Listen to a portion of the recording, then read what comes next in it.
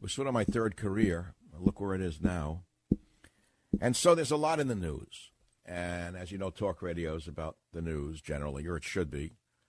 But I'm just not going to read headlines. You know, I do news, views, and reviews, which is some news, my views, and my reviews of books, movies, whatever.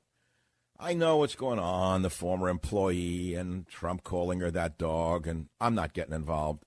Personally, he shouldn't have gotten involved. To be very clear with you, enough is enough. Enough is enough. But I saw a story that I think will attract your attention, and so for your listening attention, I direct you to an article I just received before the show from the Washington Post, and here is the headline. Hundreds of accused priests listed in Pennsylvania report on Catholic Church sex abuse. The Pennsylvania Supreme Court on Tuesday, that is today, for those of you who don't know what day it is, released a sweeping grand jury report on sex abuse in the Catholic Church, listing hundreds of accused clergy and detailing 70 years of misconduct and church response across the state. Names of 300 clergy listed have been redacted from the report, blah, blah, blah. So, my friends, this report has helped renew a crisis many in the church thought it and hoped had ended nearly 20 years ago after the scandal erupted in Boston. But there have been recent abuse-related scandals from Chile to Australia, which have reopened questions about accountability and whether church officials are still covering up crimes at the highest levels. Of course, Pope Francis himself has brought about this issue of handling of abuse into question. And many Catholics want the liberal pope to help the church regain its credibility. Now, many of you are good Catholics. Many of you are lapsed Catholics. Many of you are just not religious. Many of you are atheists. Many of you are Jewish. Many of you are, I don't know what you are, actually, nor do I have to know. It's your business.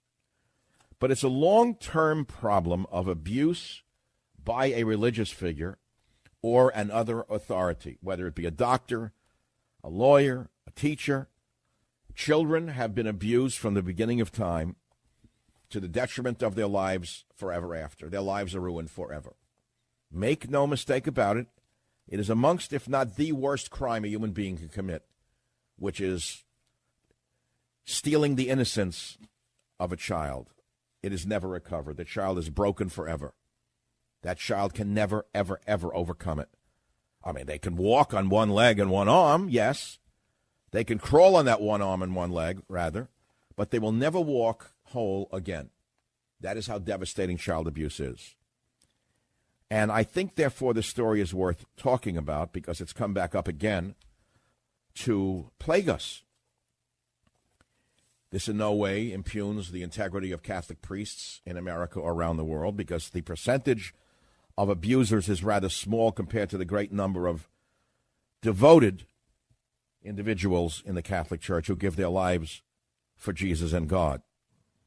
But this is a big story because the Pennsylvania grand jury report that was released today could lead the way for the state to change statute of limitation laws related to abuse.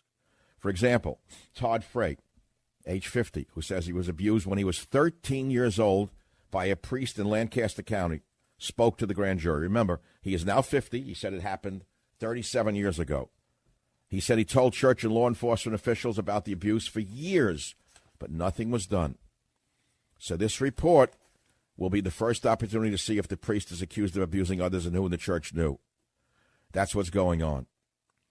So a little boy, his life is abused. He never forgot it, and now he wants his justice. I know many of you are uncomfortable with the story because we all thought this was behind us. The church had lost hundreds of millions of dollars in these scandals. But it's really not over. So I'm going to ask you a different question for this beautiful Tuesday in August of 2018 on the Savage Nation. Were you abused by a priest or a religious figure or another authority when you were a child? I'm also going to do other topics today, which is, they're nothing to do with abuse, but if you want to talk about your abuse story, go ahead, 855-407-2282. It's certainly a human interest story to me to see what it's done to you in your life and how you've coped with it. But it ties into a secondary story, which is what to do in your life if you don't believe in God. How do you find purpose? I don't think anyone's ever taken that. You know, we have a lot of people out there who tell you you can find purpose in life through God, which is right. You can find purpose in life through family, which is right. But what about people who don't have God or family? What do they do to find meaning in their life? Well, since I'm a wise man, I can give you some answers that you wouldn't get for anyone else. I've sort of been around the block in some areas that others haven't. I would say that's called wisdom, isn't it? Would that be called wisdom? When a man has been through things and can figure things out for others, isn't that called wisdom? Millions of you have come to rely upon me for my insights and my wisdom, and I will not disappoint you when I talk about this, because many of you don't have a belief in God. Many of you don't know what to believe in. And so what do you believe in? What have you believed in? I mean, if you don't have anything positive to live for, haven't you constructed or adopted a solid philosophy which gives you some purpose for continuing to exist without God? Many do. So what is that? Well, let's look at this, which is in Ecclesiastes 9:10, which can be found in God, Faith, and Reason, my book on the subject. Whatever thy hand findeth to do, do it with thy might, for there is no work, nor device, nor knowledge, nor wisdom in the grave, whither thou goest. It's pretty devastating to believe that once you're dead, and that you can't really do anything after that. It's all over. And so while you're here, make the most of it. Maybe we should teach our children that. Maybe that should be on every schoolhouse wall. Whatever thy hand findeth to do, do it with thy might. For there is no work, nor device, nor knowledge, nor wisdom in the grave, whither thou goest.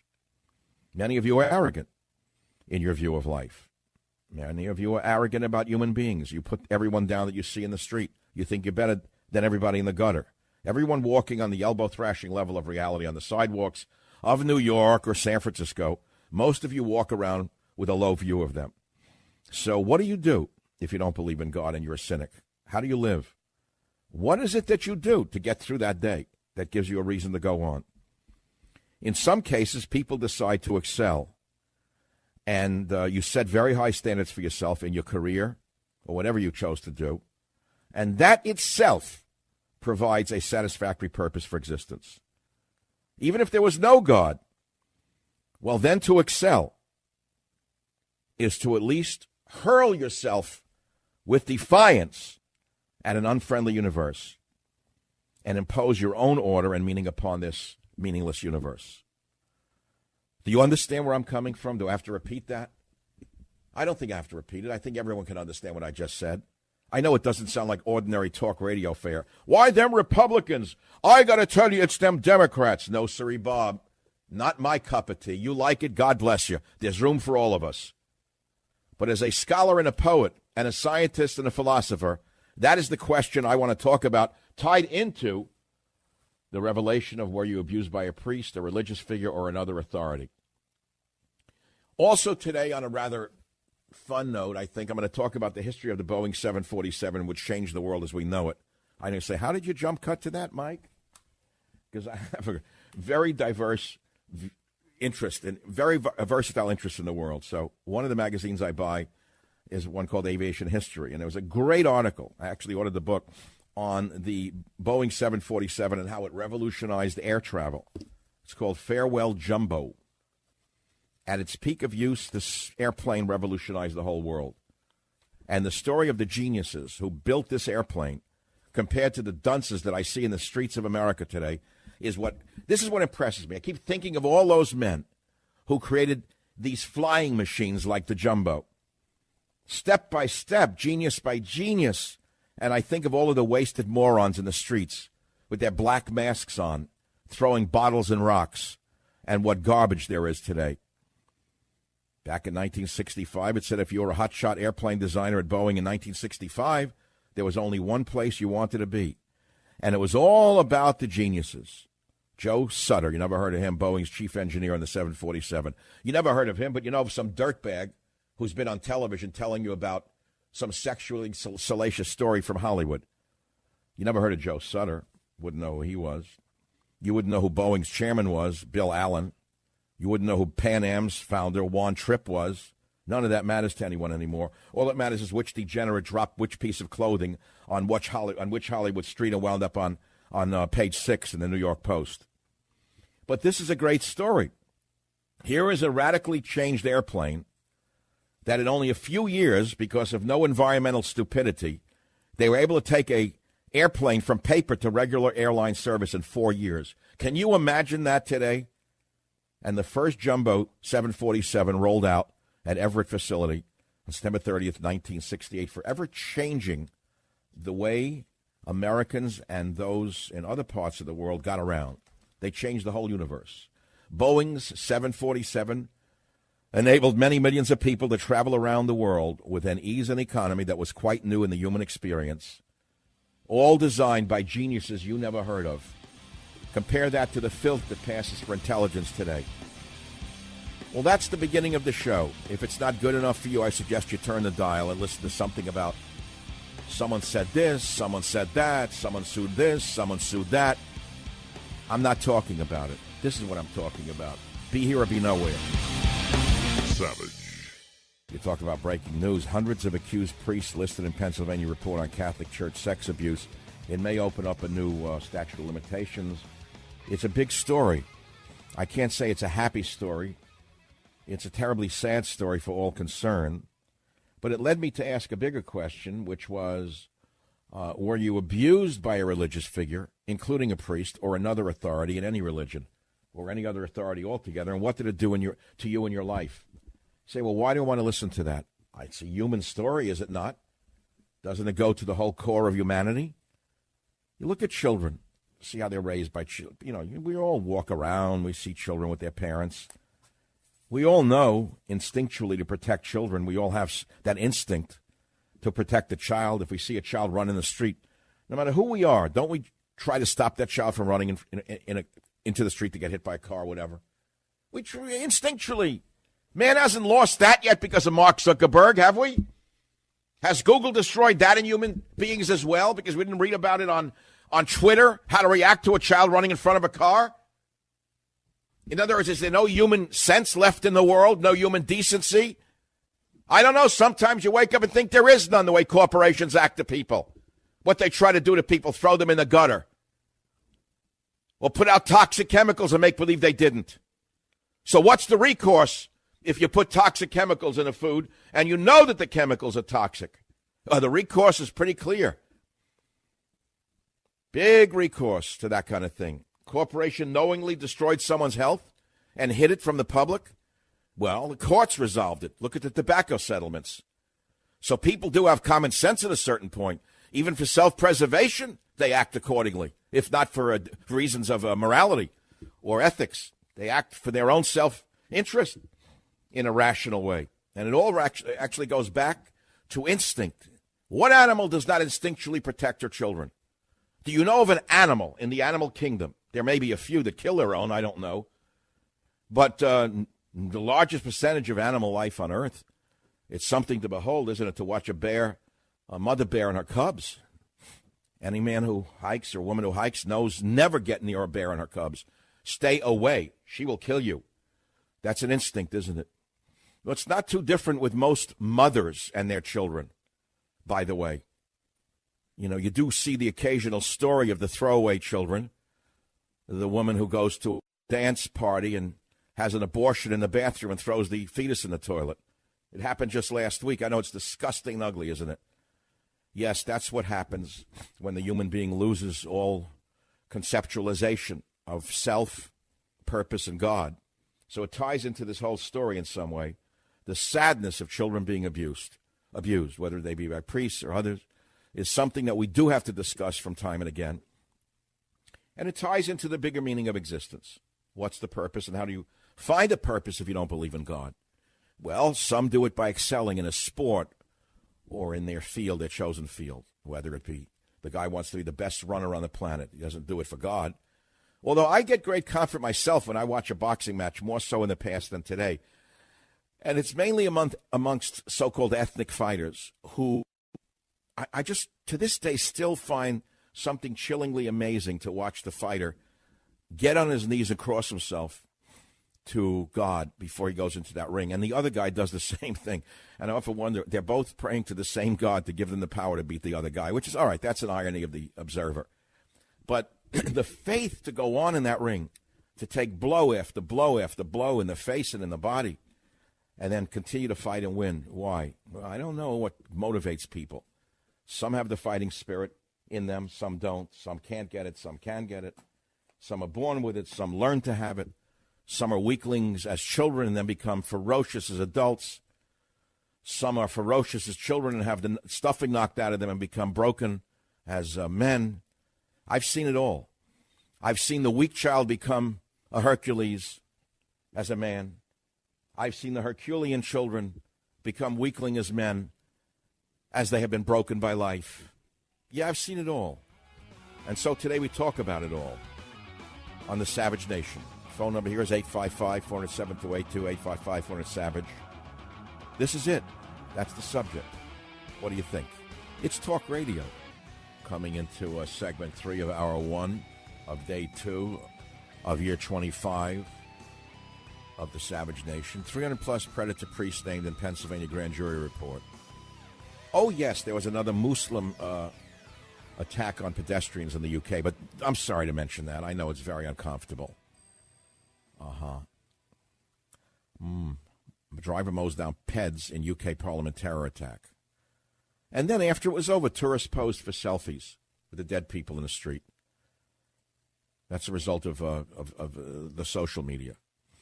Terror hunt. Westminster terror attack. Cops raid homes as they say suspect drove around London for hours before a Parliament attack. The 29-year-old terrorist suspect is not cooperating with cops following his arrest on Tuesday morning. He does not look like Prince Charles. He does not look like the England of yesteryear. That's all I can say thus far. Terrorist suspect of mowed down pedestrians drove around the 29-year-old British national. British national. See, everything is couched because you don't want to offend Mark Zuckerberg or any of the Google boys, because if you do, you'll be banned, and then you can't do anything. And so he crashed into people, mowed down cyclists and pedestrians. The 29-year-old British driver was born abroad. That's another code word, born abroad. Born abroad, has been arrested on suspicion of terror offenses. Why always after the fact did they discover where he lived? They must have known him after he crushed people in a car. Oh, he was on a watch list, but because of the laws, they couldn't do anything until he blah, blah, blah. Man in his 20s. Man. A man in his 20s. Man. Now, if he was a member of a right-wing group, you'd hear a right-wing man in his 20s. Now we only hear a man in his 20s. Police surround the vehicle. Imagine if it was someone on the right wing who did this, what they'd be saying today. Theresa May. So it's a very crazy story, very crazy times, and we're all living as castrated human beings. Our psyche has been castrated by the liberal media. Now, those are powerful words when you think about it. If they're castrating people by turning them off Facebook, Google, whatever, YouTube, that's a form of castration, isn't it? Or execution. Execution, castration, take someone off the airwaves, execution, castration, is it not? That's going on in our time today. They just did it to Alex Jones last week. People were upset. And what happened? More people than ever are listening to him, going on to Infowars.com. Well, what can I tell you? That's the world we're living in. Driver mows down pedestrians in UK Parliament terror attack. But because he's not a member of the right wing, you don't know any of his identity. Then we read 300-plus predator priests named in Pennsylvania grand jury report. That's a big story. So I've asked you about if you were abused, by whom, what effect it's had upon you all the way through the years. Then I was going to talk about the early 747s. I remember those days. I'm going to jump ahead to that before the priest thing, but I was reading the airline magazine that I get once a month. This one is Aviation History. And it was all about the history of the 747. And they showed, for those of you who never flew in one, the first 747s were known as the 100. And they had a spiral staircase that went from the main deck up to a bar in the upper deck. I swear to God. There was actually a lounge up there. And I don't know how I got into the first class. I don't know, because I was poor. I was a graduate student, a researcher. I don't really know how. Maybe I talked my way in. Someone invited me in. I loved climbing that spiral staircase in the 747 and drinking at the bar for a couple hours. And if you're going to believe me, you got to believe what I'm telling you. I don't know whether this was a flight from Nandi in Fiji to Honolulu or where it was. I used to travel a lot in those days in the South Pacific. It was a 1970 100 series. Then, of course, there was the 1971 200 series, the 1980 300 series, the 1989 400 series, the 2012 747-8 Intercontinental. Most pilots will tell you it's still the best airplane in the sky, the best to fly, the best to land. But we won't talk about that machine. We'll talk about the geniuses who invented this plane and developed the plane, rather, taking it from 4 years from a piece of paper to a regular airplane. Could not be done today for a number of reasons, which I don't have to spell out for you. But I do remember climbing up into that bar and drinking with people I never met. What a fun time that was. And the best time was when the pilot came and had a drink with us. I know you're saying you're making it up. Okay, I'm making it up. Not. It was after about 4.5 or 5 hours of a very long flight, I think, from Nandi, that a pilot came back and had a drink with us in those days and chatted. We talked about flying, airplanes. I think he even had a cigarette with us. In those days, I smoked a little bit. We smoked, we drank, we passed the time away, and that was amazing days in the airplane. But let's get back to not amazing days. Let's get back to the issue of the abuse issue. And you understand all of this is not connected. This is just topics for conversation. And as I told you many times in my storied career, the purpose of conversation is to converse, not to crush. Converse means with verse. So when you have a conversation with someone, you're not trying to beat them, cut them off. You make believe you're sitting in your living room and you're leaning back having a drink and you're conversing with a friend or a neighbor. You're not trying to beat him or beat her down to a pulp and prove that you're smart and they're dumb. I'm not dumb, smart, not like people think. I can handle things, not like people say. Frito do this, Frito do that. Frito go run a Mickey Mouse nightclub somewhere. I'm smart. I'm joking. I just went into a riff for you because you know where it's coming from. Like, it's one of my favorite shticks, that great piece out of The Godfather. We all think we're Michael in The Godfather, but actually many of us are also Frito. It's like Shakespearean in its complexity. Why do you think Shakespeare was so popular in his time and still is amongst people who are literate? Because of all the characters from the king to the fool. Because we all are a king and a fool. We all are a queen and a fool. We're not just one thing or the other. That's the beauty of the human mind and the human being. And it depends upon, what your situation is as to whether you're the king or the fool. All right, KVOR, that's up in the mountains of Colorado and Colorado Springs. Lisa on line 4, tell us your sad abuse story, please. Well, when I was 6, we lived in Taos, New Mexico, and my mother was a painter, and she wanted to paint and didn't have time for her daughter, so she put me in the care of a Navajo medicine man named Augustine.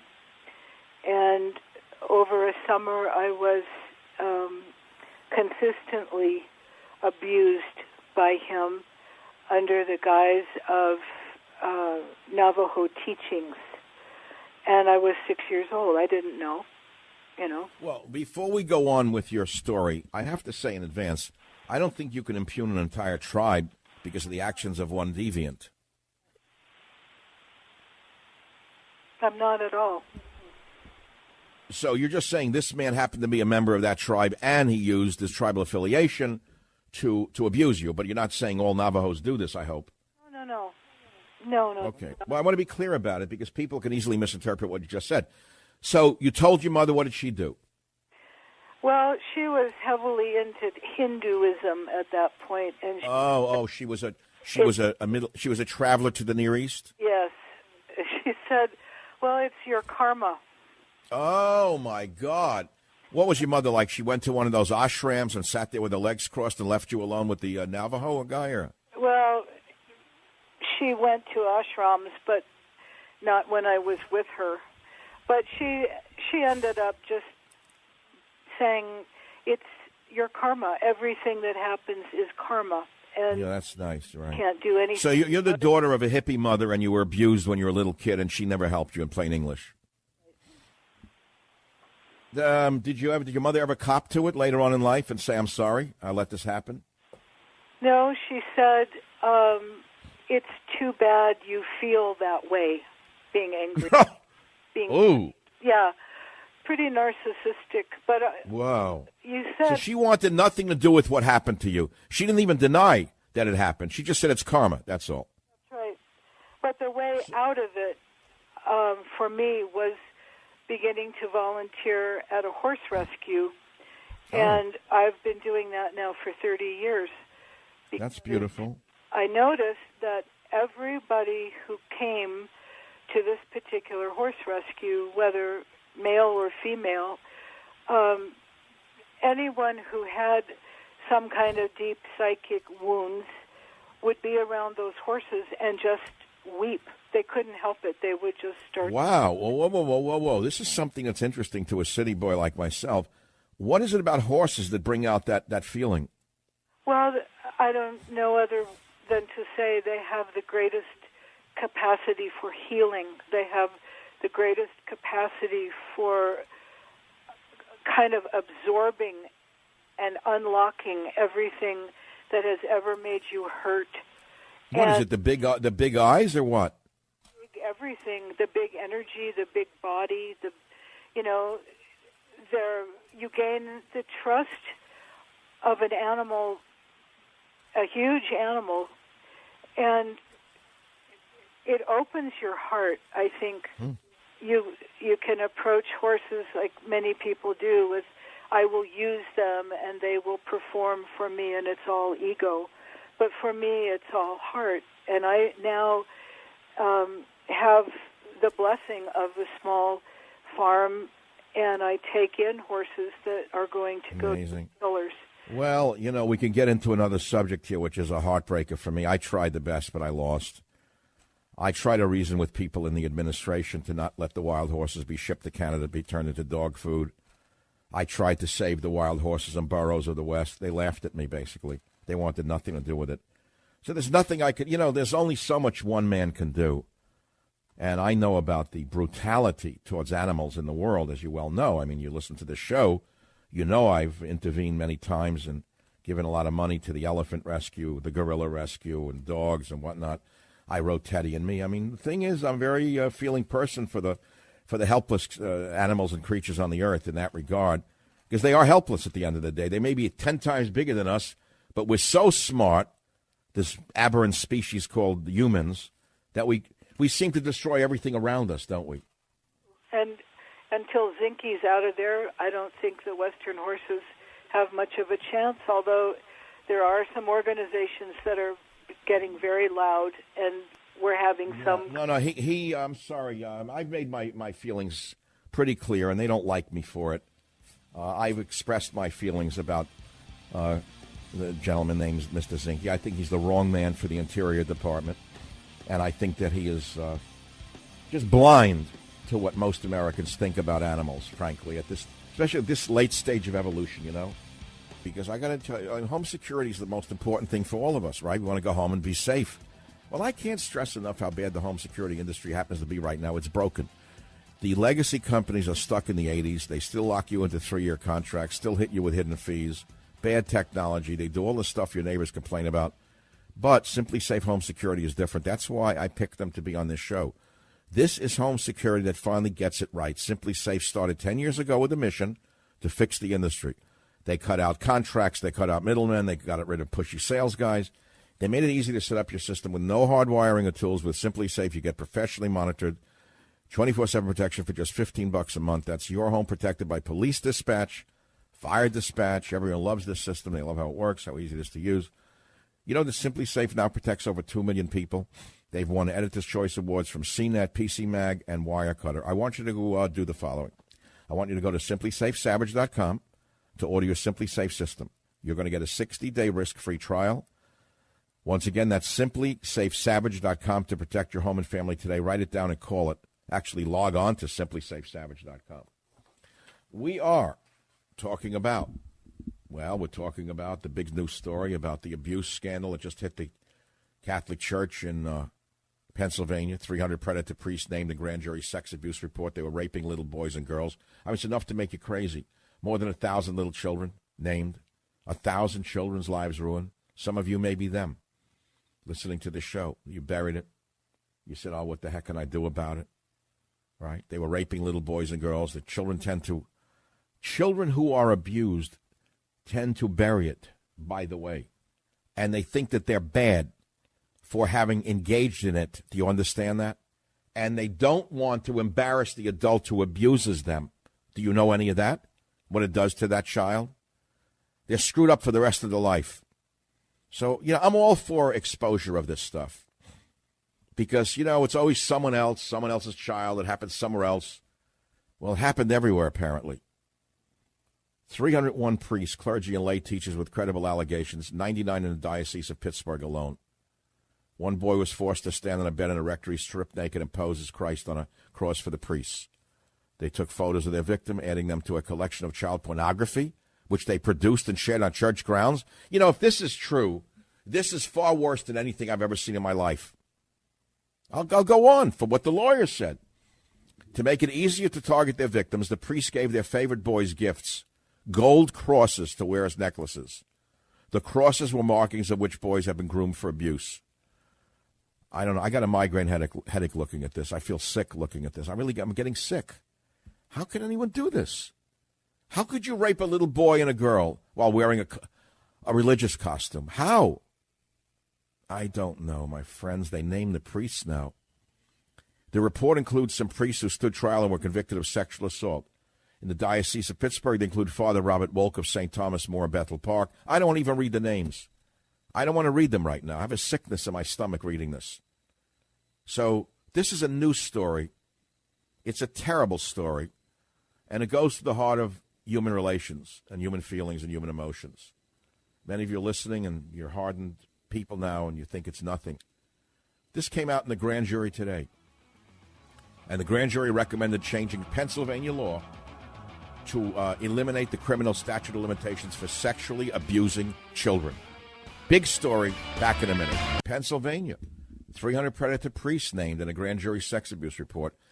They were raping little boys and girls, and they want the statute of limitations overturned so that people who were abused and ruined as little boys and girls so many years ago can have their day in court. It's that simple. Big story, very important, and it brings to mind the bigger question of God.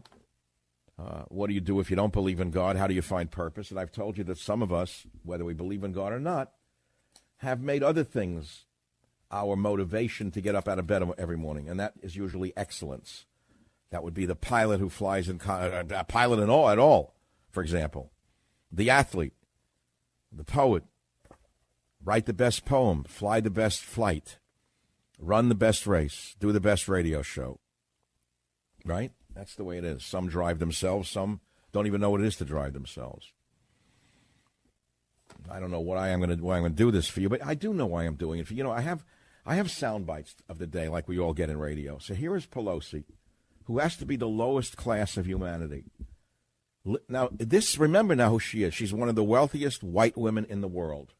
I want you to listen to this for 1 minute and then ask yourself what society we would be living in if we had people of thought, people of education, people of imagination running things instead of the lowest level of humanity. Listen to Pelosi in clip 2. The president, with all of his statements, he's the master of the dog whistle.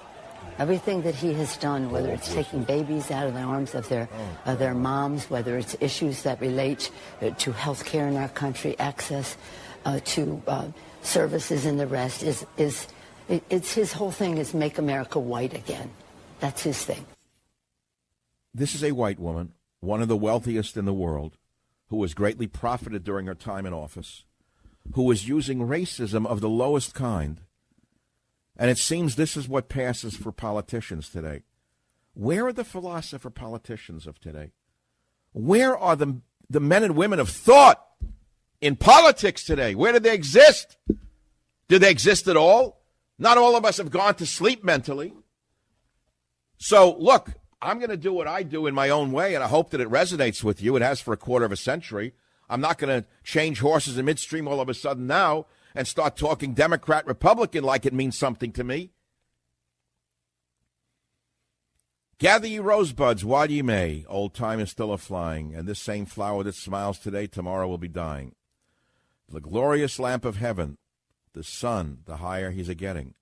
The sooner will his race be run, and nearer he's to setting. That age is best which is the first, when youth and blood are warmer, but being spent, the worse and worst times still succeed the former. Then be not coy, but use your time, and while ye may, go marry.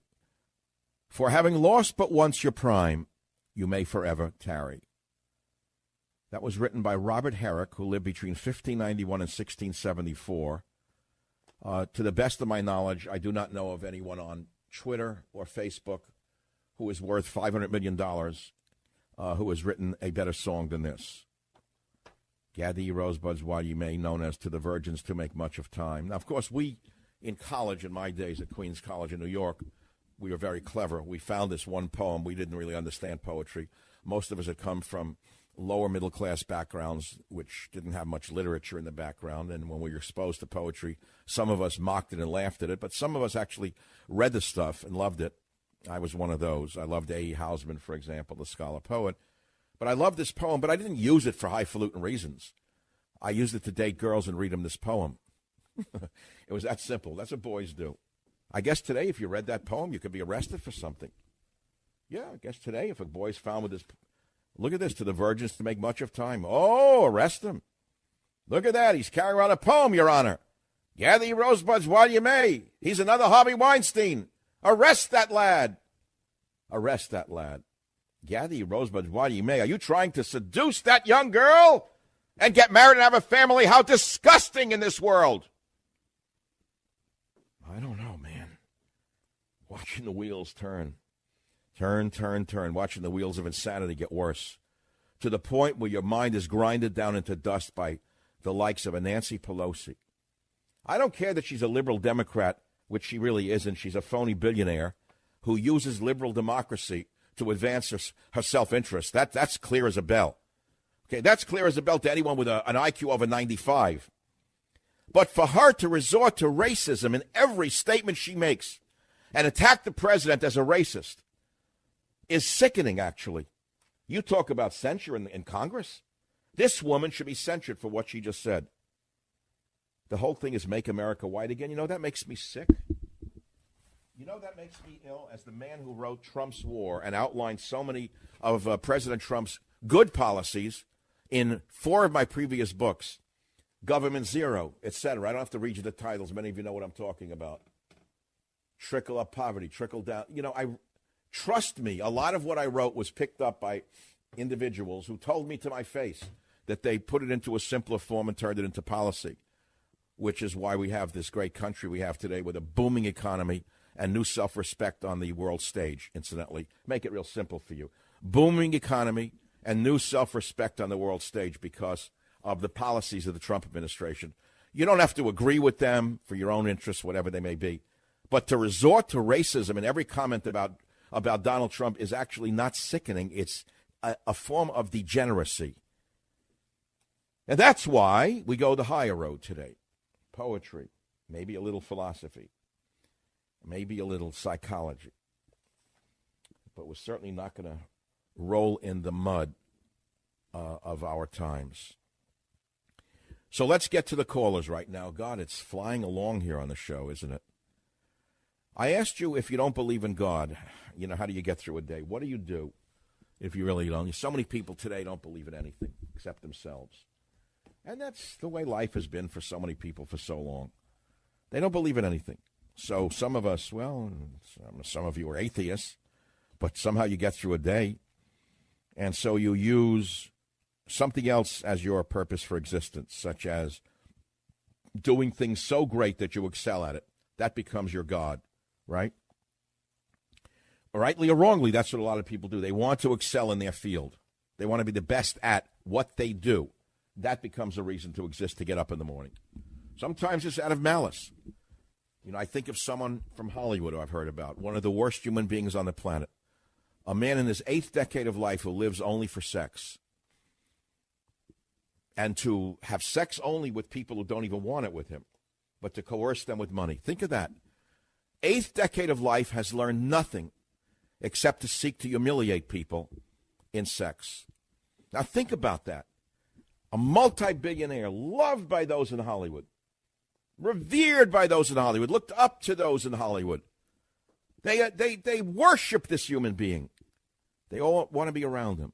And he lives to destroy people's self-respect by buying sex from them against their will. Now think about that. These are the people who run Hollywood. Make no mistake about it. They're at the top of the entertainment pyramid. They are the eye on top of the pyramid. They create the beacon that the whole world has to look at. Now think about that. Think about that. Where do we turn in a world like this? Well, what motivates a man like that is the question. What can a man like that do in the morning to get out of bed, get up in the morning, wash his face, put clothing on? What motivates him to get up every day? It's certainly not God. He wouldn't do those things if he believed in God, would he? No, so it's not God. It's pure, unadulterated physical pleasure and the mental and psychological abuse of another individual. That motivates him. That's what makes him get up in the morning. Think about this. The things that motivate human beings. They're all over the map. Don't assume everyone is like you. Don't think everyone believes like you do. So the human condition is quite vast in its dramas. And so I ask you again about these things. And I haven't gotten yet to the Boeing 747, which is so different than what we're talking about because of the article I was reading about the evolution of jumbo and how the 747 revolutionized air travel. And we're going to talk about that a little bit, right? WABC, Chris, line 1, what's your topic, please? Hello, Dr. Savage. I love your show. Thank you for having me on. So I'll get right to it. I believe in the philosophy of objectivism. It was developed by Ayn Rand. Of course, I'm aware of it. So how does that work in your daily life? In my daily life, I don't have faith in anything. I take up everything within reason and fact to my own reality on how I perceive it. Pretty much the basis of the philosophy is I will not be forced or coerced to live for another, and I will not force or coerce another to live for myself. So a lot of... Okay, so let me ask you a couple of questions how an objectivist does relate to the following. You're in a room, and you see a butterfly fly in, and it's trapped in your house. Do you open the door to let the butterfly out, or you don't care about it? I would let the butterfly out. Why would you let the butterfly out? Isn't that objectively nature just playing with the wind? No, to me, it would be my rational thought of what would be the right thing to do. It would be my choice. Okay, the right thing to do. The right thing to do. So likewise with the bum in the street, the filthy bum with lice on him in the streets of New York. I assume you're calling from New York. Do you walk by with contempt saying, I don't care about him, or do you care about that bum? About that bum, if I had some certain value to him, if I felt like going out of my way to help him, then sure, I'll help him. If I don't want to help him, no one's going to force me to. Well, unfortunately, our society does force you to help the bum. Yes. When I walk through San Francisco, and I see armies of bums, young, old, sitting around smoking marijuana all day long in the nice sun, whether they're on roller skates or skateboards rather, and they don't work, and I know I'm supporting them. I am furious. Do you know that? I'm enraged by it. And I say, what a sick society that these bums get to do nothing all day. Well, I kill myself and pay state taxes so these filthy degenerates can sit around all day and do nothing but defecate in the street and shoot up drugs and leave needles around that people can stick themselves with. What kind of sane society would permit this? Is what I think to myself. That's what I actually think to myself. Does that make me crazy? No, we live in a society filled with altruism and forced self-sacrifice. We're forced to contribute towards others for no return contribution. And I find that philosophically wrong and morally wrong. Well, okay, so that goes to liberalism as a mental disorder, doesn't it? I mean, my statement and my book title of 06, Liberalism as a Mental Disorder, describes what you just stated. Yes. I don't believe in altruism. I believe in that being raised to be altruistic is a plague to our society. We aren't born to serve. We aren't our brother's keepers. We're not born to serve each other. We're born to serve ourselves in our own self-interest. And in doing so, it betters our lives and the lives of those around us, as long as we do it rationally and without forcing our will upon others. That's my philosophy.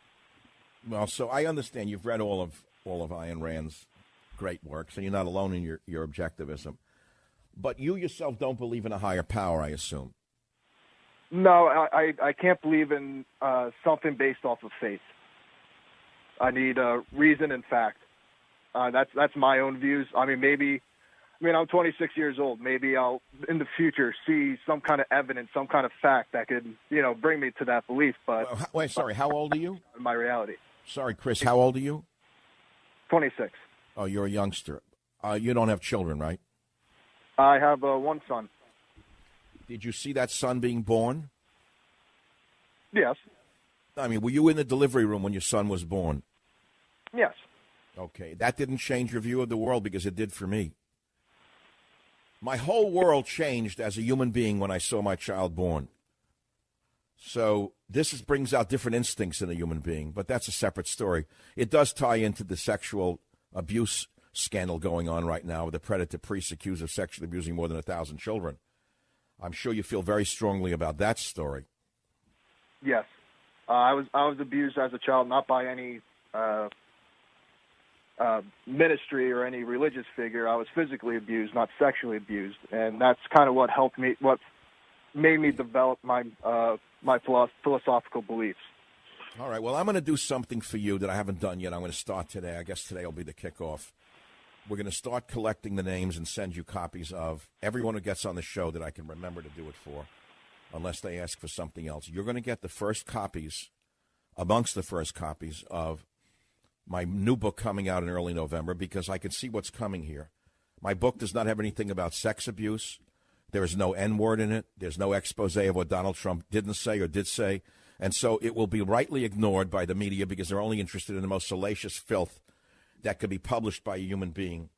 I will send you one of the first copies off the press of Stop Mass Hysteria, America's Insanity from the Salem witch trials to the Trump witch hunt, from the Red Scare to Russian collusion, the minute it's off the presses. Would you like that? He said nothing. Jim, did you drop him already? Because I didn't even hear yes. All right, he's not there. Okay, he can't get the book. He doesn't get the book. All right, I was going to send them the first copy of Stop Mass Hysteria, the collector's edition. Anyone else who gets on the air today and maybe going forward will be put on the list. You'll get the books before they're even in the bookstores. I know how that works. I'll be right back. The monster story about priest abuse. Oh, God, that's a big story. And we're talking in a few minutes with some people about the Boeing 747, the jumbo that changed the world as we know it, and the geniuses. I see the lean, hard men in Vietnam.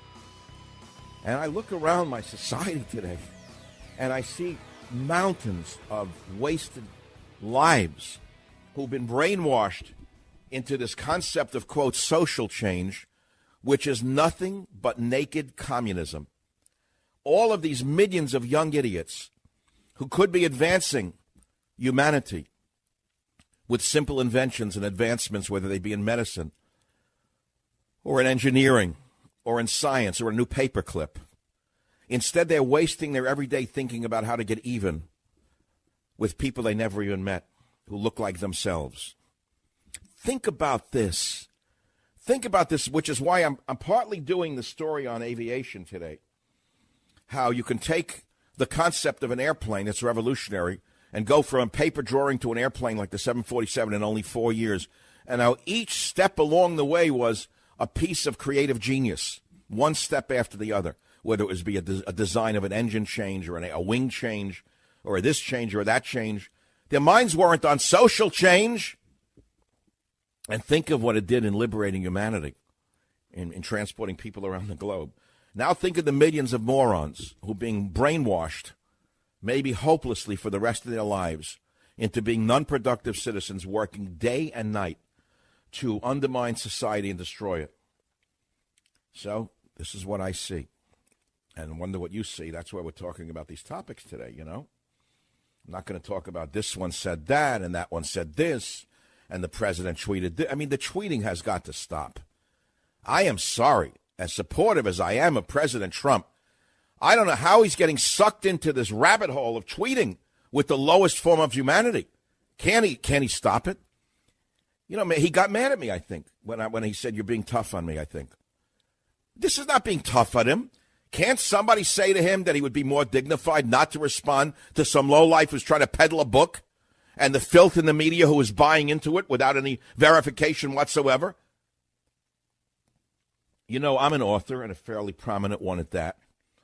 And all of my books have been on the New York Times list. So here I have a book coming out in November called Stop Mass Hysteria, which is a departure for me, because it will be not just a polemic about these times, but also has a great deal of history going back to the time of Columbus, showing you how mass hysterical movements of mass hysteria have come and gone in America and how they tie into today's mass hysteria. It's actually a brilliant piece of history in a popular format. I know many of you are going to enjoy the book. But I want you to think about this. How can I compete in the marketplace where the lowest forms of humanity are writing invented books about something Trump didn't even say or didn't say, and immediately the vermin in the media jump, ooh, let's get her on. We got to get her on the show to say the N-word. Did he really say the N-word? Cross your legs back and forth twice, honey. Did he really say the N-word? When did he actually say it? Did you say it? Did he say it? Did he say it? Did he say it? Now think about this. Now think about the world that we live in and how the lowest forms of humanity are running the media and what they choose to pollute the mass mind with, not elevate it with, not lift us up, but push us down lower and lower and lower into the gutter. Publishers running to throw money at the lowest forms of humanity who could come up with one slander after another against the president. And then you've got the media. Look who they want on their shows. The lower the form of humanity, the higher they go in the media. Think about that one. Well, anyway, those are some of the random thoughts that we're talking about, and we'll take some calls here. Let's go to George on KSFO on the story of Jumbo. George, tell us your story about Jumbo. Hello, Michael. Just quickly, a Bronx boy here, and graduate of Aviation High School in Queens. So no, this is great. There was an Aviation High School in Queens, and what did you do what did you get a degree, like a high school degree in what? I got an aircraft mechanics license. Wow. And then I went on to Purdue, did a professional pilot training program, and I was flying on the side, privately learning how to fly. So the combination of everything in 1965 got me hired with a major carrier. As a pilot or a mechanic? As a pilot. So you flew the 747? Which is, they're unknown today, but I was in the third seat as a flight engineer for a very short time because the airlines were growing like a mushroom at that point. And I was at 21 years old and was fortunate enough to be in some of the first classes of training for the 747 when it made its debut in the early 70s. Well, I was reading about how the 747 lands, and it's known as one of the softest landing planes ever developed. Is that true? Well, it is. There's a lot of rubber underneath you. Believe me, I think there were 18 main wheel tires. No, but it wasn't just that. It was how the wings were designed, and almost by chance, the way it landed was softer because of the turbulence that was not created by the wing design. Well, you're right, Michael. There's things that I'm probably not relating in total because I have a lot to say, but it was a wonderful airplane to fly, and so it was a pilot-friendly plane. I'm sorry. It was a pilot-friendly plane. Oh, it certainly was, and just some interesting facts that I remember is that the 747 could carry as much fuel as a fully loaded 707. Weight. In other words, in fuel weight, it was equal to the weight of a 707, which it replaced. Fully loaded. Now, I was reading the 1970 era, 747-100 carried 366 passengers. They cost $24 million each at the time, and they had a range of 5,300 miles.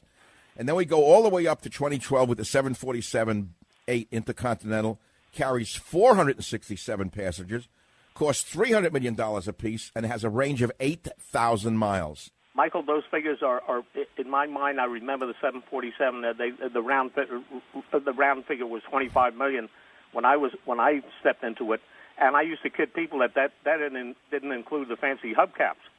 Now, let me ask you: do you remember the early days of the 747 with the circular staircase to the upper deck, which was a bar? I certainly do. We used that was the access to the cockpit. Oh, right. The pilots and crew had to go up the same steps through the bar to get to the cockpit, right? Yeah, and the lounge in that particular 100 series I was flying was probably smaller than what you remember, but they did have a piano bar in the back. I don't remember a piano bar. Come on. And yes, and I remember Frank Sinatra was made that feature famous when he sat back there on the flight and entertained the passengers.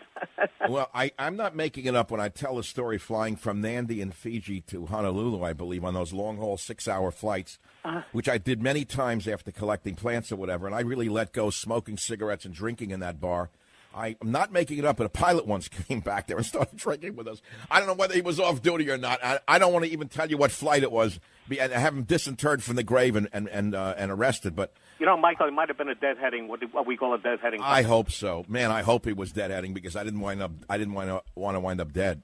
Well, to me, it was the thrill of a lifetime. I mean, you sat up there. I often thought of like you were flying a condominium. You know, you were so high up. But what's interesting is here you're a kid who went to aviation high school and wound up all the way up to the level of flying one of those things. Yes. Well, now in aviation high school, what did you study? Airplane mechanics, you said? It was basically yes. That was it was the tech school, and you know we had everything that the regular academic student would in high school. Oh, okay. So you took all the regular subjects, and then you took aviation. Yeah, and I used to stay a couple of nights a week. I used to stay because the school offered training to people in the industry on the outside who wanted to get their mechanics license. So they held those classes at night, and I used to stay over after school got out and sit through those classes just because I was so hungry to learn. Oh. Well, George, the interesting question here is, do these schools still exist? Is there such a thing as an aviation high school in New York, or it's a social justice school now in New York? I'm sorry, Michael. What, the high school no longer exists, the aviation high school, or it does?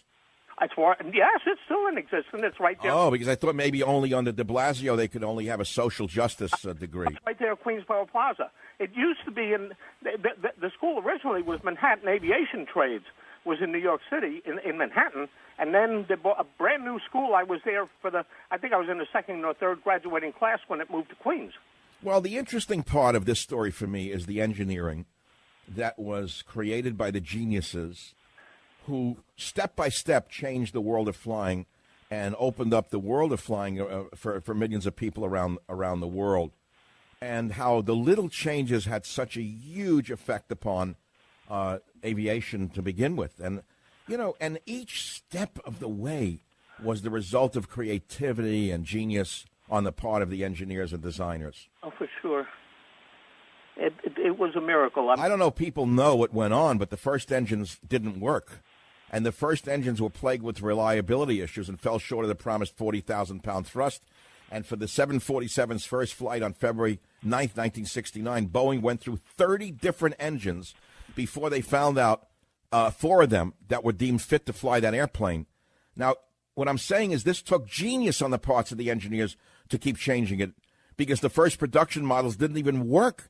They called the first Boeing that rolled out, the 47, a fleet of the largest gliders in the world because so many were parked awaiting engines. And altogether, listen to this, guys, 87 different engines were used in flight testing, and only 60 of them were destroyed.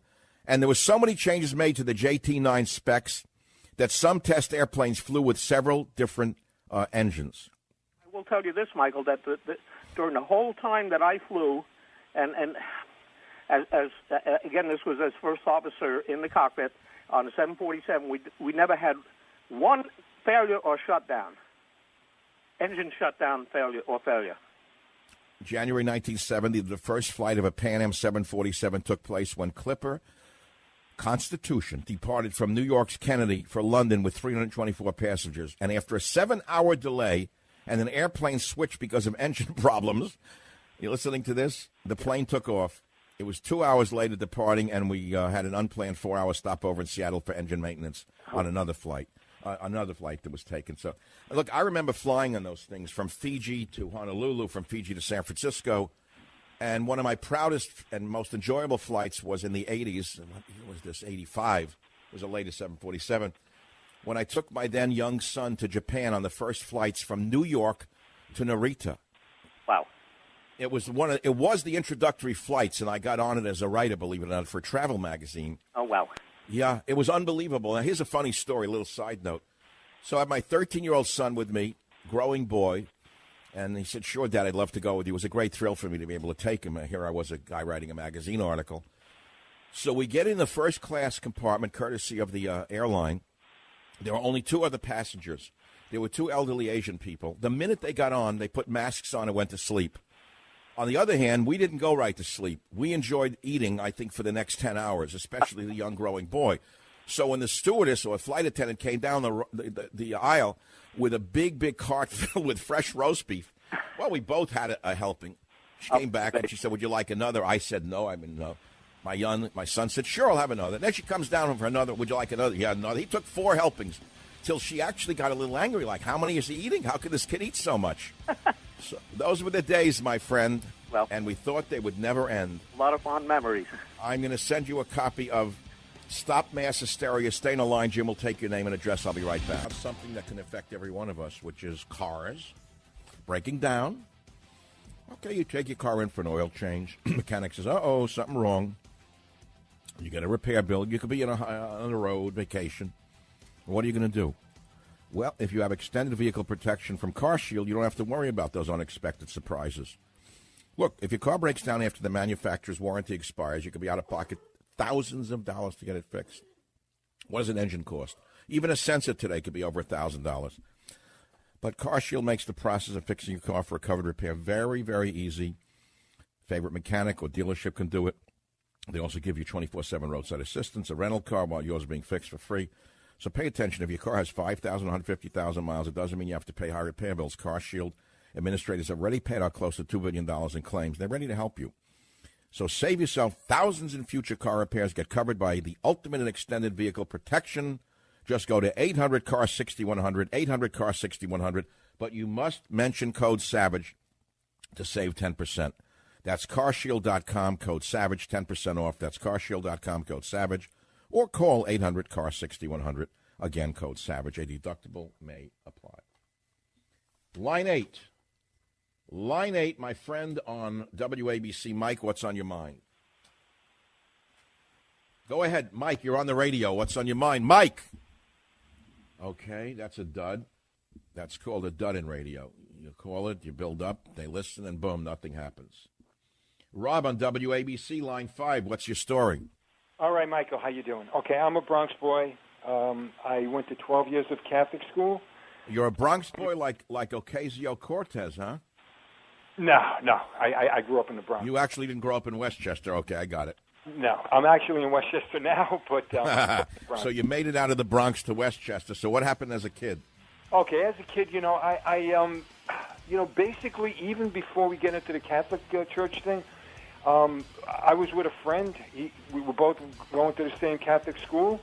We went over. He says, hey, there's a guy he'll buy us ice cream. He'll take us to the movies or whatever. So we went to his house. I'm sorry, we're out of time. Was he a priest?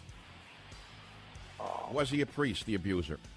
No, he wasn't. He was actually a politician. Which is they're selling freedom. Freedom is their stock and trade. That somehow they know what freedom is. No one else ever heard of the word. It was not invented before they came along. No one ever heard of freedom. No one knows what freedom is. They got the book on freedom. No one else knows what freedom is. So I'm going to ask you, what is freedom? Because if we are a free nation, as we think we are, if we are the freest nation on earth, then why are we enslaved by drugs, pornography, and other addictions? If we're so free, then why are there so many drug addicts and alcohol addicts? If we're so free, why are we so addicted to pornography? And then I keep hearing that if you're really free, you're anti-government. Really? Is that true? So you want anarchy now? Who do you want running the streets? The criminal gangs? Well, they say, no, I don't mean free of all government. We need the police. Why, we love the men in blue. Why, we support them. Do you? What else do you support in government? Do you support red lights, yellow lights, and green lights on the highway and stop signs? Why, yes, we support those things. Oh, so you support that. Well, do you support anything else in the government? Well, yes, but we believe in limited government. We're anti-big government. We are the freedom-loving Americans, the patriots. We're the great Americans, and the others are all bad. Okay, so what do you mean you don't believe in government? Certainly you have to have limited government, don't you? Well, if you have a limited government, so you agree that there needs to be some government. So if you agree there has to be some government, we have to decide as the governed what we want governed and what we want controlled. That's the real question, Plato, isn't it? Yeah, so therefore, Glaucon, what do we do next? Well, Glaucon says what we have to do next is arrest all the pornographers and ban all pornography and seize all the assets of all the pornographers that they have accrued over the last 30 years, even if they've hidden the money with their children, grandchildren, grandmothers, or in the Cayman Islands. Seize all of their money, use all of the money for pornography rehabilitation, and put the rest of them in prison for the rest of their lives.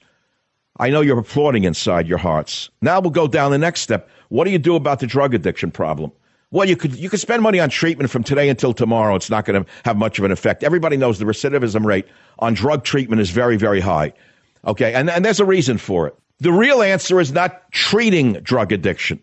The real answer is stopping the flood of drugs into America. Many years ago, I went to Malaysia, and I was shocked when I was driving in from the airport at Kuala Lumpur to see a gigantic billboard the size of an apartment building that said, using drugs in Malaysia is punishable by death. It was very clear that there was a real campaign to stop the use of drugs in Malaysia. And they punished drug dealers by killing them. And there was a reason for it, because they were near the Golden Triangle where drugs are produced. And they knew that the entire nation would be addicted to drugs unless they cracked down on the drug dealers. I don't hear anyone talking about any of these things, by the way. So these are some of the questions that I'm thinking about. I will give you the answer in a moment of which countries consume the largest amount of illegal drugs. You probably will be shocked by the answer because it is not the United States of America. And I will also explain to you not only which countries consume the highest amount of illegal drugs, the largest quantity of illegal drugs, but the drugs they are consuming. You'll be shocked when you hear the answer. Trust me, it's worth waiting for. I think the government's got to get involved in the drug epidemic, which Trump says he's doing. I don't know exactly what they're going to do. More treatment? Big deal. Half the treatment facilities are owned by drug cartels, so far as I can tell. They get you coming and going. Well, look into the board of directors of drug treatment facilities. Why don't you see if there's any interlocking corporate directorships between the treatment facility giants and the manufacturers of hard drugs. See if they're not sitting on pharmaceutical boards and on treatment boards. And then you'll understand why nothing will really happen.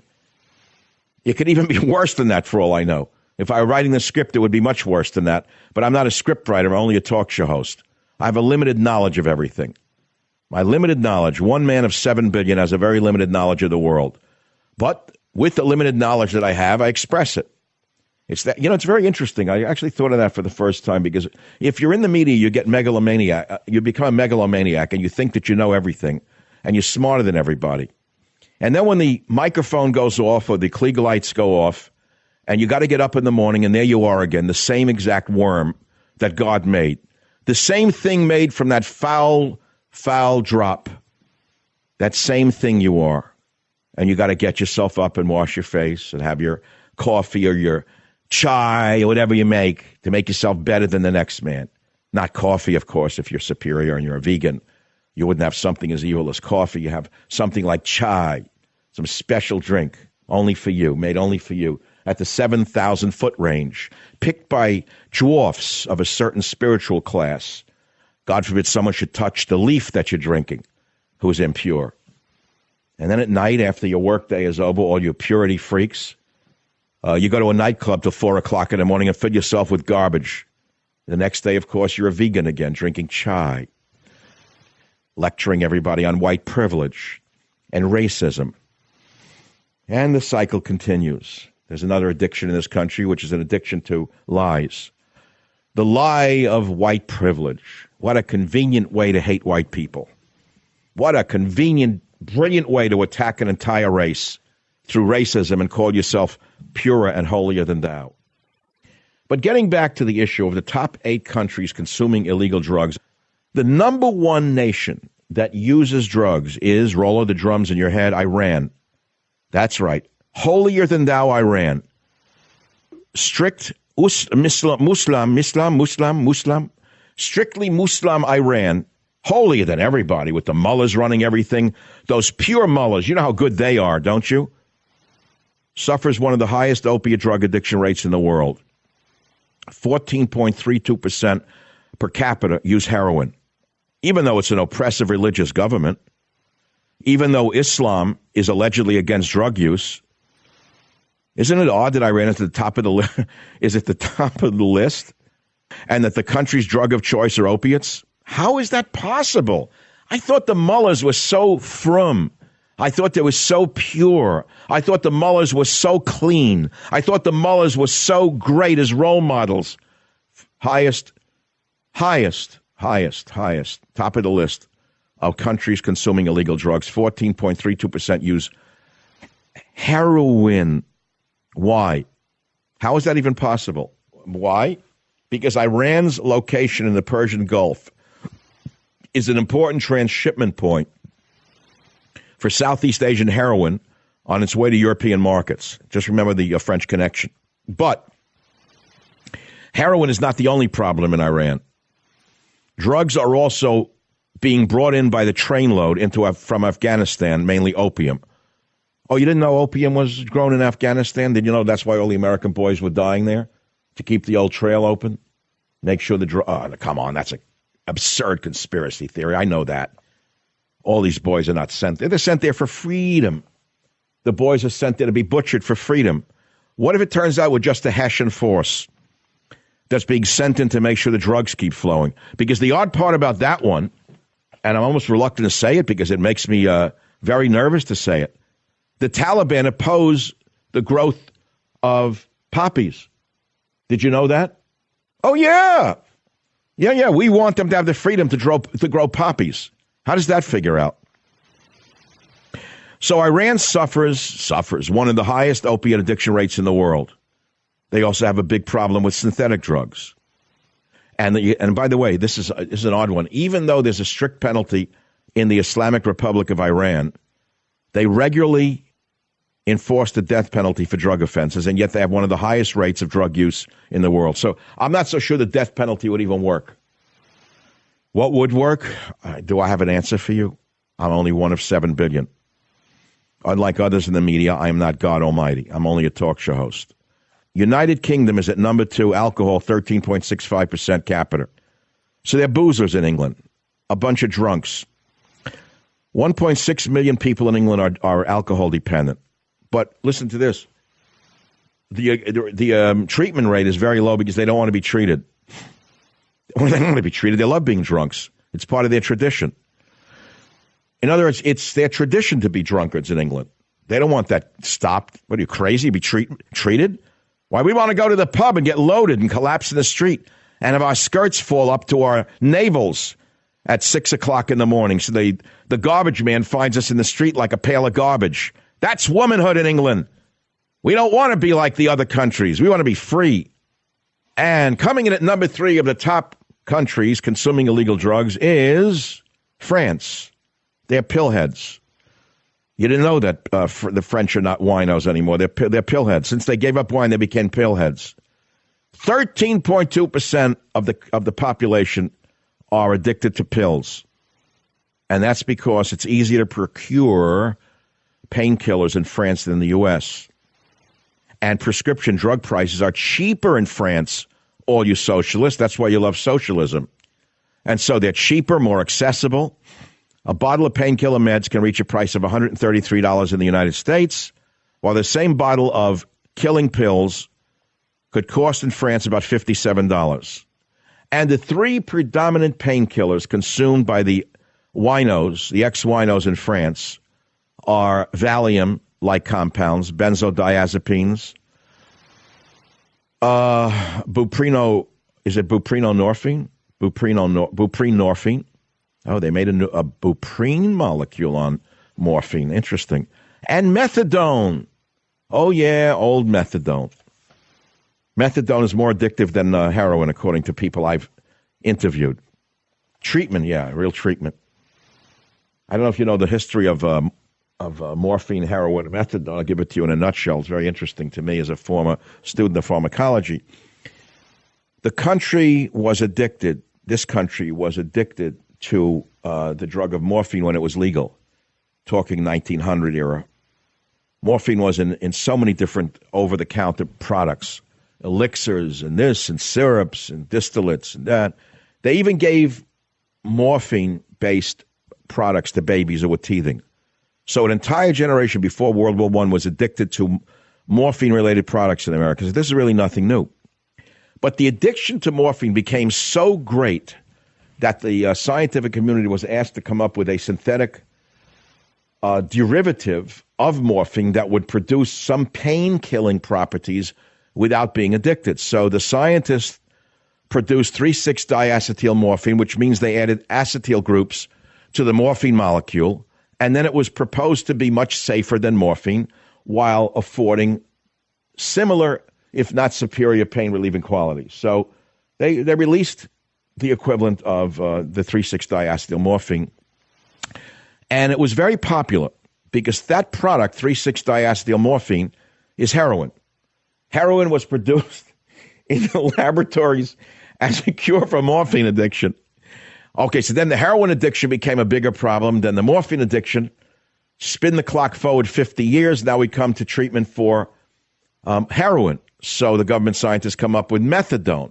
Hey, how many times have you seen poor drug addicts? Oh, here's the thing, take the thing, suck the thing, drink the thing, take the pill, got to take the pill and the treatment. Now it turns out that junkies were more addicted to methadone, which was highly available on the streets because it was such a great high that methadone became a drug of choice for a lot of people addicted to a heroin. So I don't have an immediate answer to the problem. I'm giving you the top countries consuming illegal drugs, because I think it's a fascinating thing to learn that Iran is at the top of the list, even though it's a strictly Muslim nation, and that there's a death penalty for drug offenses. And then number 2 is UK with booze consumption. And number 3 are the pillheads over in France. They're no longer using wine. They're using pills. They love their Valium. Liberté, equality, fraternité, and, of course, benzodiazepine. Now we're a generation that is addicted to drugs and pornography. And the president says that we can be the generation that ends the opioid epidemic. That's a good thing, right? No, you're wrong, not according to the vermin in the media. Trump comes out as the first president to try to end the opioid epidemic, and the rats, the sewer rats in the media with suits and ties and dirty dresses, the sewer rats in the media say it's not enough. Lydia, why didn't he do more, Lydia? We've interviewed some heroin addicts who said they're glad to hear it, but the president has not gone far enough. Well, how far did Obama go in ending the opioid epidemic? Like nowhere. He didn't even lift a toe. So no matter what Mr. Trump does, these sewer rats in the media will say he didn't do enough, or he was wrong, or he did this, he did that. I could go on all day long about my hatred. It's becoming not just distaste, anger, rage. It's absolute hatred for these sewer rats in the media. They have destroyed the world, and now they're destroying the country. You may think that they are innocent and just doing it for fun, but you have no idea what damage they're doing to this country and to the world. And I will tell you right now, if you think that there's not going to be a rebound effect to the Wolf Blitzers of the world and what they are doing, Mr. Blinky with the white beard, who should have been a tie salesman in the garment district of New York instead of a newsman, he has the same mentality as a tie salesman as far as I'm concerned. One question after the other giving them away. It's unbelievable to me. So the president says, okay, we're going to be the first generation that ends the opioid epidemic, and they attack him, even though no other president tried to do it like this. And, of course, what you start with is handcuffs and an FBI task force and all of the glass buildings in Connecticut that sell drugs. Oh, I'm not talking about the street gangs. They're low level compared to the pharmaceutical companies that make OxyContin. Can anyone explain to me why the manufacturer of OxyContin is not in handcuffs? I can answer the question, because their names are on the board of every museum in the world. They bought their way to the top, as has been said many times and many different ways. In America, what is red in the first generation becomes red, white, and blue in the third generation. In other words, that built on blood then becomes patriotic 2 generations later. It's sickening to me that those who manufacture OxyContin are not stopped Tell me why, if let's say they're making 1 billion, let's say there's 1 billion prescriptions for drugs a year. I'm making up a number. 1 billion prescriptions for OxyContin, and each prescription contains 10 pills. So that's 10 billion pills. And the company that makes it is making 30 billion pills. Tell me why the family in charge of that company is not in prison. Answer. Why? Take a look at your Congress and you'll have your answer. That's all. What do you think a lobbyist is? So here is a president who has never had a drink and doesn't smoke, who should be a role model if we had, other than what we have in the media, which are sewer rats disguised as objective reporters. It's sickening to me. He is a great role model, but because of the sewer rats in the media, they turn him into Hitler, Stalin, Mussolini. You throw in anyone you want. And that is because most of the people in the media are drug addicts. I don't think you understand to what extent drug addiction pervades the media. All right, so here we go. I'm not going to say like Mr. Preacher telling you you're evil if you use drugs. To me, it's not a matter of good or evil. It's a matter of whether you want to be an addict or not. I don't put a moral judgment on drug use. It doesn't make you dirty or evil. What it makes you is an addict. And the whole question now is the president comes out and says, okay, we got an opioid crisis, which Obama never admitted. And he's attacked for saying we have an opioid crisis by not having done more. That's the best Wolf Blitzer could do, who should have been a tie salesman in the garment district instead of sitting on television making believe he's an objective reporter. But there's no point in my yelling about Wolf Blitzer. It's not going to change anything any more than it is yelling about drugs and drug addiction. What good is it? Tell me what good it's going to do. So the president says that he's going to do something about it. What is he going to do about it? What can he possibly do? Throw more money at the problem? You and I both know the treatment rarely works. The recidivism rate is overwhelming. Top 8 countries consuming illegal drugs. I gave you 3 or 4. Top 3. 1, Iran, heroin. 14% of the per capita uses heroin. Iran, would you believe that? I know you wouldn't have guessed it because I didn't. I thought the U.S. would have been at the top of the list. Number 2, United Kingdom, alcohol. 13% of them are drunks, and they don't want treatment. Also, UK is reportedly a major consumer of Southwest Asian heroin and Latin American coke. So much for England. Number 3, French, no longer wine. Now it's painkillers, mainly benzos and methadone. That's France. You know, well, let's save it for another show. Number 4, roll of the mental drum, Slovakia. They like inhalants. No wonder they're so intelligent. Slovakia, inhalants, 13% of the per capita. Mainly inhalants, toluene, in other words, like nail polish remover. No, I mean, has Slovakia produced anything of any note? They have a car, nothing. A clothing line? Isn't there any Slovakian clothing? Nothing. Well, if you inhale nail polish, I guess the nation isn't going to produce anything. Slovakia's main concern with drug-related use and addiction has to do with inhalants. The culprit is a thinner-like, colorless inhalant known as toluene. Causes death and uses blah, blah, blah. Toluene. Okay, so now, pain thinner. That's really gross. What a nation. How'd that happen? Russia, number 5, booze, 7.1% of the population. Alcohol, mainly vodka. Research, most of the 25% of Russian men who don't reach the age of 55 die from alcohol-related causes. Liver disease, alcohol poisoning, alcohol influence accidents, violence, or even suicide, affecting negatively the overall lifespan of the average Russian. All right. But that's not the only problem in Russia. They spend more on illegal drugs in a year than the annual budget of the Ministry of Defense in Russia. Can you believe this? Aside from booze, heroin also constitutes a major problem in Russia. And that's because they have a porous border with Afghanistan, where the upstream heroin drug trade originates, period. Number 6, roll the mental drums. Afghanistan, heroin, 6.9% per capita use heroin. And it's worth mentioning to you that Afghanistan is the leading producer of poppy opium. It's reported that up to 50% of opium-using parents also give the drug to their children. Wow. Oh, my God. Okay, number 7 on the list of addiction and nations. Are you interested in this? I mean, I make believe it's a graduate seminar in drug use because, I almost said Obama. I meant Trump. I can't, it's like a blur now. I almost said Nixon. I could have said Eisenhower. Whoever the current president is, Trump, said that he's going to, I'm sorry.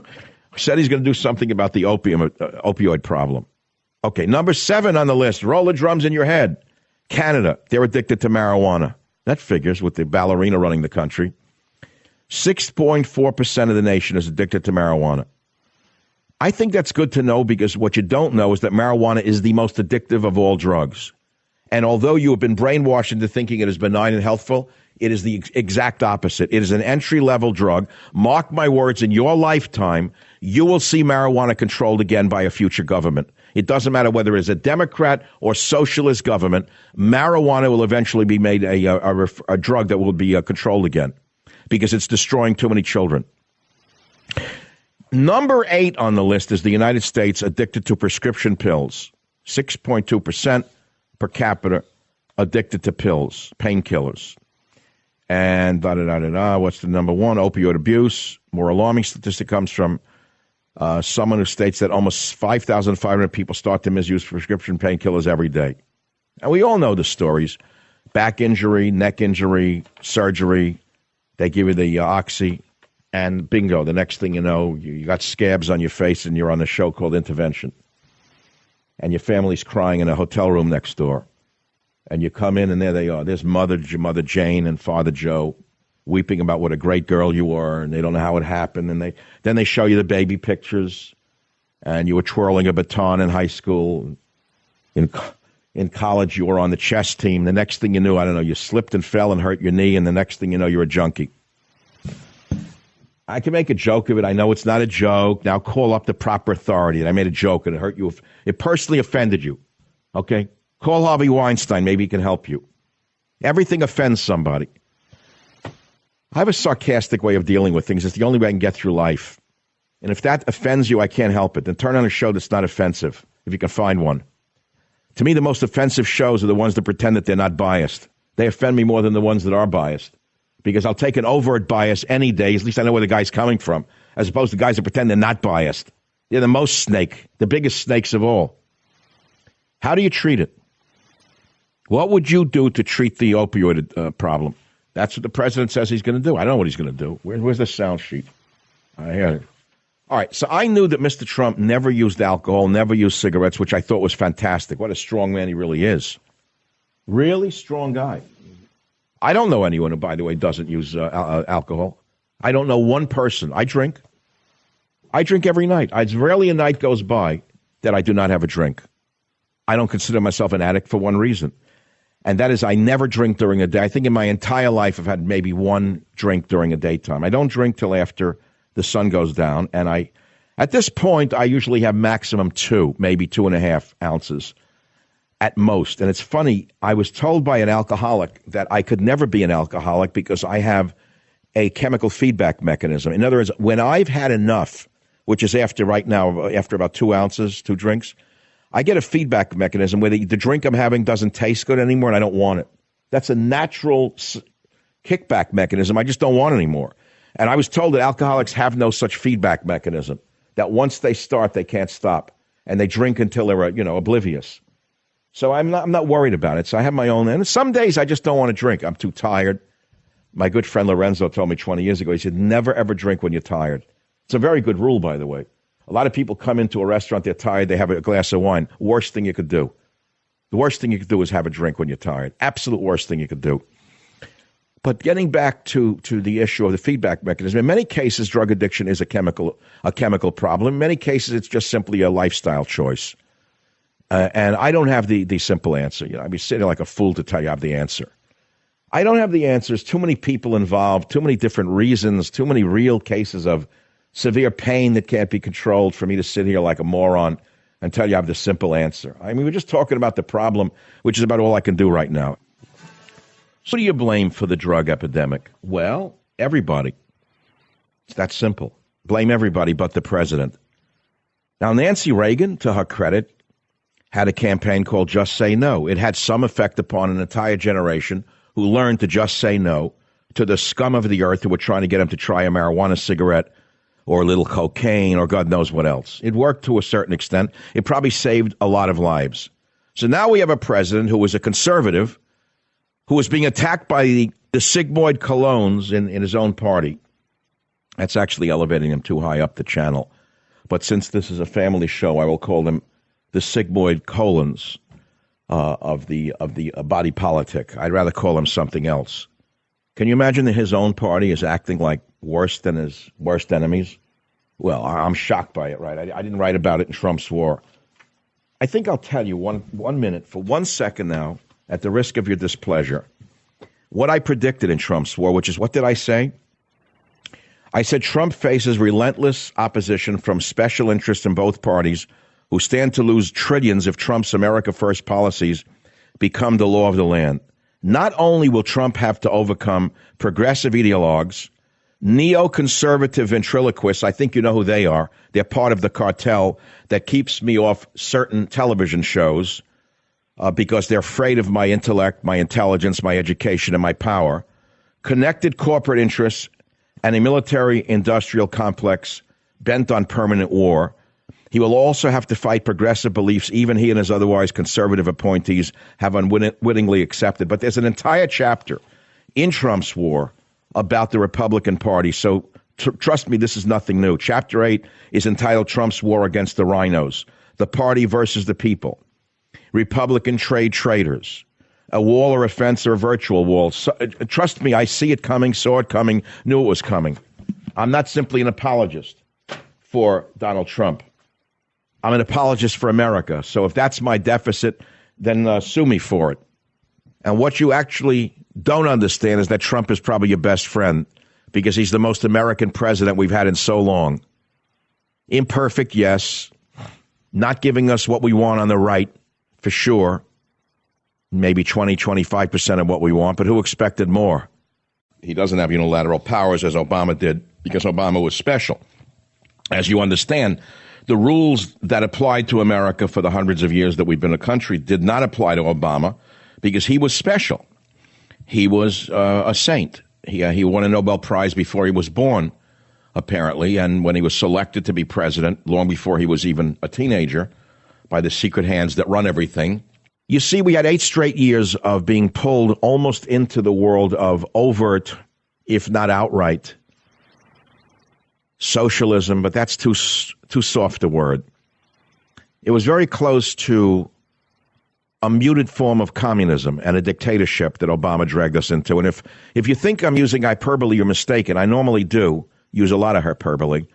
But even the ACLU was disgusted with Barry Obama, who they said, and they hushed this up pretty quickly in the media, Obama created the greatest surveillance state in the history of the world, far outdoing that of communist Russia, spying on every American. And that was done by the nice old Barry Obama, Mr. Good Guy, the man who was so slick at lying that he told you he didn't like millionaires and billionaires when those are the only people he hung around with. And the minute he got out of office, he took a $70 million deal for a book, and then flew around with that character from England with Virgin Airways. I guess he was another millionaire and billionaire who was not on the list of hated. Him and the old lady hung out with him. It's all a lie, don't you understand that? Barack Obama sowed racial enmity in this nation for 8 straight years. That's how he became president. Did he, correct me if I'm mistaken, but before he was president, did he cure polio, or was he the man who discovered the cure for leukemia? Or was Obama an astronaut who went to Mars? Or was Obama a man who won a Nobel Prize for something? He was a nobody, a zero, an invention, a creation of the radical left that cultivated him for years and years and years in Hawaii and then at Columbia. They picked him. They handpicked him. He was the perfect man for the time to push the anti-American agenda. And he spent 8 straight years doing what got him where he was, which was dividing people, turning first against the police in Boston, if you remember. You remember that? Obama sowed the seeds of racial enmity in this country for 8 straight years with his henchman, Eric Holder. One after the other, they turned race against race, sex against sex, old against young. You know, in this country, if you're poor and you pass a traffic light, you get a ticket. If you're poor and you steal a pencil from a supermarket, you can get arrested, probably beaten up with a nightstick somewhere in the back of the supermarket, first by a security guard, and then you're arrested for resisting arrest. If you are rich in America and you commit enough crimes, then you show the aptitude to become a politician. And then you start the long road up. And it depends upon how many crimes you have gotten away with to attract the attention of those at the top. Because if you get away with enough big crimes, they'll say this person has the aptitude to be a congressman. Now, if you get away with crimes that approach treason, you're right in the Senate. Then the big party bosses come to visit you, and the world opens up. First, you get a job on the news, in the news media. You're seen as a brilliant talking head, and people think that you're put there because you're so smart or good looking, but you're actually put there by the CIA. You know how many people are working for the CIA in the media right now? I wouldn't know, but I guarantee a lot of them are there because they have no ratings, and yet they're on CNN and MSNBC. Why are they there? Why are they there? Why do they give some of them glasses, fake glasses, when they don't even have astigmatism to make them look intelligent, when they're just script readers like Jon Stewart? You tell me why. But the biggest question of the day, which ties into the secret hands behind it all, it's not that I believe in the black hand. I believe in the secret hands that control everything. I believe that when Plato wrote, "The shadows on the wall are all we're seeing," Plato was right. He saw it in ancient Greece. We don't actually see what's going on. We don't even see the puppets. All we see are the shadows of the puppets. So we don't really know. We're seeing triangulations of triangulations.